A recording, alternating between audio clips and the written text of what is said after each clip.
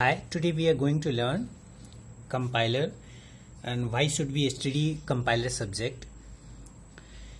So compiler converts source program to a target program or high level language to low level language. और compiler क्या होता है? Compiler is a system software that provides facility to write some application programs. जैसे C का compiler आपने देखा होगा. अगर सी के प्रोग्राम अगर आप लिखते हो तो फॉर एग्जांपल abc.c, तो वो आपका सोर्स फाइल होता है और उसके बाद आपका executable file after compilation generate होता है.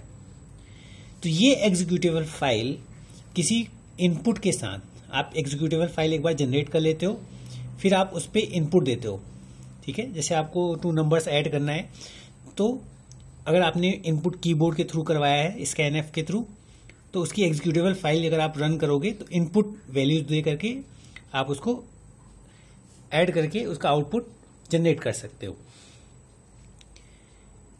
तो कंपाइलर जो है एक साथ सारे जो कोड होते हैं उसको टारगेट प्रोग्राम में कन्वर्ट कर लेता है और फिर आप करेस्पॉन्डिंग इनपुट दे करके आउटपुट जनरेट करते हो. जबकि इंटरप्रेटर क्या करता है? इंटरप्रेटर आपका line by line source program को टारगेट प्रोग्राम में कन्वर्ट करता है.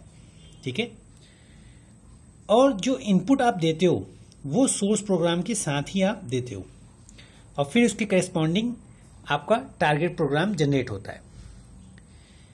तो अगर कंपाइलर और इंटरप्रेटर में डिफरेंस देखा जाए तो नेक्स्ट टाइम अगर आपको इनपुट वैल्यूज देनी है तो केवल आपको एग्जीक्यूटेबल फाइल कंपाइलर के थ्रू जो आपने टारगेट प्रोग्राम जनरेट किया है केवल इसको रन करना है.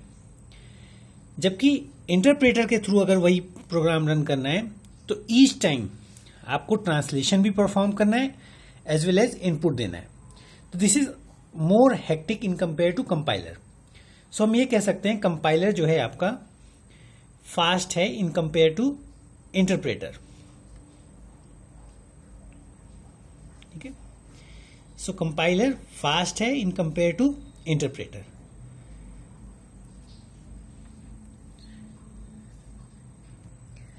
सेकेंड, जब भी हम कोई कंपाइलर यूज करते हैं, लाइक टर्बो सी आपने यूज किया, तो जैसे ही आपने कंट्रोल F9 करते हैं तो आपको एक साथ एरर मैसेज डिस्प्ले होता है. जबकि इंटरप्रेटर में क्या होता है, एट द सेम लाइन पे आपको एरर मैसेज डिस्प्ले हो जाएगा. तो इसका बेनिफिट क्या है कि आपका डिबगिंग इंटरप्रेटर में इजी है. हर एक लाइन को डिबग करके आप प्रोग्राम को कंप्लीटली रन कर सकते हो. जबकि कंपाइलर में क्या है कि एक साथ सारे एरर आ जाएंगे तो उसको डिबग करना टफ है. तो इट्स मीन डिबगिंग जो है इज टफ इन कंपाइलर, जबकि इजी होता है इंटरप्रेटर के साथ. जो कंपाइलर क्या करता है, जो सोर्स प्रोग्राम है उसको टारगेट कोड में कन्वर्ट करता है. सो इसके स्टेप्स अगर आप लैंग्वेज प्रोसेसिंग के देखें, सोर्स प्रोग्राम पहले प्री प्रोसेसिंग के बाद मॉडिफाइड सोर्स प्रोग्राम कन्वर्ट होता है. फिर after compilation assembly language generate होती है.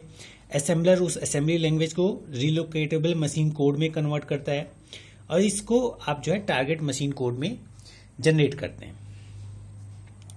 तो ये मशीन डिपेंडेंट आपका कोड जनरेट होता है. ठीक है, हर एक हार्डवेयर की अपना एक आर्किटेक्चर होता है, उसके डिपेंडेंट आपका मशीन कोड जनरेट होता है. तो व्हाई स्टडी कंपाइलर, तो ये सब्जेक्ट आप पढ़ क्यों रहे हैं? अगर आप देखें, एक तो ये as a machine code generation की तरह यूज किया जा सकता है. हर एक मशीन के करेस्पॉन्डिंग आप कोड जनरेट कर सकते हैं जो उसमें एग्जीक्यूट करेगा.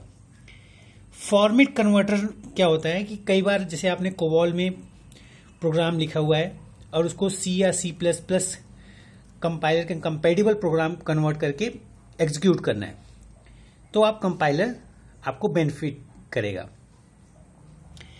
डिफरेंट सब्जेक्ट्स का एप्लीकेशन आप देखें कंपाइलर में यूज होगा. फॉर फाइनाइट ऑटोमेटा जो आपने रीड किया है उसको आप एज अ लेक्सिकल एनालिसिस में आप यहां यूज कर सकते हैं कंपाइलर में. और पुश डाउन ऑटोमेटा आपने लर्न किया था, उसकी भी पार्सिंग मेथड आप जो है कंपाइलर में यूज कर सकते हैं। डेटा स्ट्रक्चर में जो आपने पार्स ट्री रीड किया था, उसका एप्लीकेशन आप कंपाइलर में कर सकते हैं। कंप्यूटर आर्किटेक्चर की अगर हम बात करें तो कंप्यूटर आर्किटेक्चर किसी मशीन की जो है आर्किटेक्चर डिफाइन करता है, तो उससे रिलेटेड कोड जनरेशन भी आप कंपाइलर में यूज कर सकते हैं। डिफरेंट ऑप्टिमाइजेशन टेक्निक्स हैं, ठीक है, उसको आप as a instruction scheduling compiler में यूज कर सकते हैं। तो जो कंपाइलर आप डिजाइन करने वाले हैं उसमें ये सारे सब्जेक्ट का यूज है। So compiler in this short note, it is a system software that converts a source program to a target program or high level language to a low level language. Thank you.